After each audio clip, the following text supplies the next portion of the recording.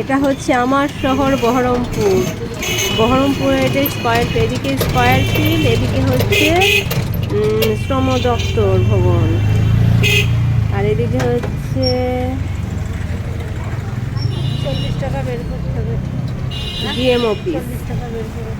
আর এটা হচ্ছে আমার কলেজ বহরমপুর গার্লস কলেজ। তোমরা সবাই দেখো কে কে এই গার্লস কলেজের ছাত্রী আছে, সবাই জয়েন করো, সবাই কমেন্টে লিখো কি বলছে তোমরা আমাদের দিকে সবাই কমেন্টে লিখো, বলো এটা কোন রাস্তায় যাচ্ছি, এই মাঠটার নাম বলো দেখি, তোমরা কে বলতে পারো বন্ধুরা, বলো দেখি তোমরা এই নামটা।